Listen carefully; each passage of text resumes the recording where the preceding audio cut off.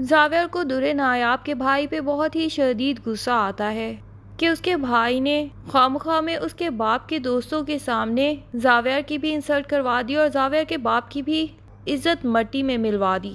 वो दुर्रे नायाब से साफ ही कह देता है कि आज आखिरी दफ़ा तुम्हारे घर वालों से तुम्हें मिलवाने के लिए लेके जा रहा हूँ। 2 घंटे में जी भर के उनसे मिल लेना, क्योंकि उसके बाद तुम्हारा उस घर से कोई राब्ता नहीं होना चाहिए। दुर्रे नायाब घर आते साथ ही दादी के गले लग के रो रो के मिलती है। दादी पूछती हैं कि क्या बात है, तुम इतनी उदास क्यों लग रही हो? क्या जावियर तुम्हारा ख्याल नहीं रखता? अब दुर्रे नायाब को समझ ही नहीं आता कि वो कैसे दादी को बताए कि दादी आज मैं आपसे आखिरी दफ़ा मिलने आ रही हूँ। जावियर मुझसे मोहब्बत बहुत करते हैं और ख्याल भी पूरा रखते हैं, लेकिन उन्होंने साफ कह दिया है कि आज के बाद मेरा आप लोगों से कोई कांटेक्ट नहीं होगा। इधर दादी भाभी को इंस्ट्रक्शंस देती हैं कि शीशे के बर्तन निकालना, क्योंकि दामाद पहली दफ़ा घर में दावत पे आ रहा है। भाभी भी कहती हैं कि भाई जाहिरी बात है, इस घर की बहू हूँ, आप लोगों की इज्जत खराब होने थोड़ी दूंगी। मैंने पूरा इंतज़ाम कर रखा है, बस जावियर भाई जैसे ही आएंगे खाना उसी टाइम लग जाएगा। जावियर 2 घंटे बाद दुर्रे नायाब को लेने आता है तो वहीं से खड़े खड़े दुर्रे नायाब को आवाज़ दे देता है। दुर्रे नायाब का भाई हंस के जावियर के पास जाता है उससे सलाम करने, लेकिन जावियर सीधे मुंह उसको सलाम का जवाब ही नहीं देता और फिर दुर्रे नायाब से कहता है कि तुमने इन लोगों को बताया नहीं जो मैंने तुम्हें कहा था। नायाब को तो समझ नहीं आता कि वो क्या बताए और कैसे बताए, तो जावियर खुद ही बताने लग जाता है कि आज से दुर्रे नायाब आप लोगों से बिल्कुल नहीं मिलेगी, और उसके भाई नईम से भी कहता है कि आपने जितना हमारे रिश्तेदारों के सामने और मेरे बाप के मिलने के सामने मुझे जलील करवाया है, ये मैं जिंदगी भर नहीं भूल सकता। आपने इतनी मामूली सी जॉब के लिए उस मिनिस्टर को कॉल कर दी और साथ में ये भी बता दिया कि आप जावियर के साले लगते हैं।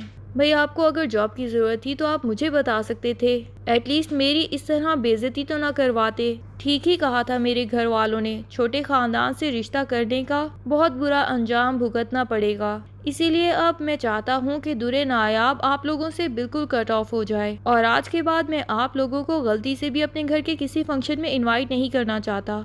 ये कहता है और दुर्रे नायाब को खींच के वहाँ से ले जाता है। नायाब रोते हुए दादी और भाई भाभी को देखती है, लेकिन कुछ भी कह नहीं पाती और वहाँ से चली जाती है। उसके जाने के बाद भाभी तो इस बात को हाईलाइट करती हैं और जावियर और उसकी तरबियत की बुराइयां करने शुरू कर देती हैं, लेकिन दादी को गुस्सा आ जाता है और वो कहती हैं कि तुम लोगों को जब पता था बहन का ससुराल है तो आखिर तुम्हें वहाँ पे इतने ओछे हथकंडे आजमाने की ज़रूरत क्या पड़ गई थी? तुमने वाकई ही अपनी बहन की बेइज्जती करवाई है। और वो नईम से कहती हैं कि तुम जाओगे और जावियर से ही नहीं बल्कि उसके बाप से भी माफ़ी मांगोगे। भाभी कहती हैं कि ये माफ़ी मांगेंगे? दादी आप क्या कहती हैं? अपनी पोती की मोहब्बत में इतनी अंधी हो गई हैं कि आपको अपने पोते या और कोई बच्चे नज़र ही नहीं आ रहे। दादी कहती हैं कि गलती तुम दोनों की ही है और इसको सुधारोगे भी तुम दोनों। मेरी बच्ची पहले ही उस घर में एडजस्ट नहीं कर पा रही, निगार बेगम ने अभी तक उसको कबूल नहीं किया और तुम हो के उसके लिए मज़ीद मुश्किलात खड़ी करनी चाहते हो। इधर दुर्रे नायाब बहुत ही ज़्यादा उदास होती है, चाहे वो पहले भी इतने दिनों से अपनी दादी या भाई और भाभी से नहीं मिल पाई थी, लेकिन एक आसरा तो था कि कभी भी जाके मिल सकती है। अब उसे लगता है कि वो ज़िंदगी में कभी भी अपनी दादी की शक्ल ही नहीं देख पाएगी। वो भाई और भाभी से मिले बगैर तो रह सकती थी, लेकिन इस दादी के बगैर वो कैसे ज़िंदगी गुजार सकती थी जिसने बचपन से उसकी हर चीज़ का ख्याल रखा है। दुर्रे नायाब स्विमिंग पूल के पास अकेली बैठी रो रही होती है कि तानिया उसे रोता हुआ देख के उसके पास आ जाती है। तानिया तो चाहती ही यही है कि जावियर और दुर्रे नायाब के दरमियान कोई रीज़न मिले और इनके दरमियान दूरियां बढ़ा सके। वो दुर्रे नायाब को बड़ी हमदर्द बन के दिखाती है ताकि वो अपने दिल का हर राज इसके साथ शेयर कर सके, और दुर्रे नायाब भी है ही बेवकूफ़ सी।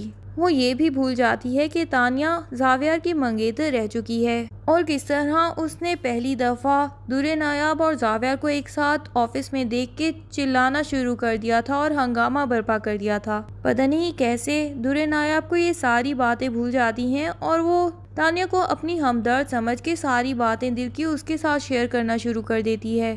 तानिया पूछती है कि आखिर रो क्या रही हो, ऐसी क्या बात हो गई? तो दुर्रे नायाब बताती है कि मैं बहुत ही ज़्यादा हर्ट हुई आज जावियर के रवैये से। उन्होंने मेरे घर वालों की बहुत ज़्यादा इंसल्ट की और मुझे साफ ही मना कर दिया है कि मैं आज के बाद अपने घर वालों से बिल्कुल बेताल्लुक हो जाऊं। तानिया कहती है कि तुम्हें जावियर की ये खूबी अब पता चली है। वो तो बचपन से ही खुद से ज़्यादा किसी से मोहब्बत नहीं करता। उसको ज़िंदगी में अगर किसी की परवाह है तो वो उसकी अपनी ज़ात है। दुरे नायाब कहती है कि नहीं, आपको गलतफहमी हुई है। वो मेरा बहुत ख्याल रखते हैं, लेकिन शायद मेरे भाई और भाभी ने भी गलत कर दिया, इसीलिए जावियर को गुस्सा आ गया। तानिया सोचती है कि ये तो बड़ी ही तेज़ है, जावियर के खिलाफ भड़कने वाली नहीं। लेकिन तानिया मज़ीद आग लगाने की कोशिश करती है और उसे कहती है, तुम नहीं जानती कि तुम्हारे साथ शादी से पहले जावियर की ज़िंदगी में कितनी लड़कियां आ चुकी थीं। इसीलिए तो अब तक उसने शादी नहीं की, क्योंकि उसकी बहुत सी गर्लफ्रेंड्स थीं। और फिर उसकी जो सेक्रेटरी है उसकी तो उसने सैलरी भी बहुत ज़्यादा बढ़ा दी है। सारा दिन ऑफिस में उसी के साथ ही तो होता है। ये जानबूझ के दुरे नायाब के दिल में जावियर के खिलाफ शक पैदा करना चाहती है, ताकि दुरे नायाब जावियर से हर तरह के सवाल पूछती रहे और जावियर बिलाखिर दुरे नायाब के इस एटीट्यूड से तंग आके उसे छोड़ ही दे। दुरे नायाब भी वाकई ही परेशान हो जाती है, क्योंकि अभी तक तो उसे आंखें बंद करके जावियर की मोहब्बत पे यकीन था, लेकिन जब शक दिल में पैदा हो जाए तो उसका तो इलाज कोई भी नहीं कर सकता।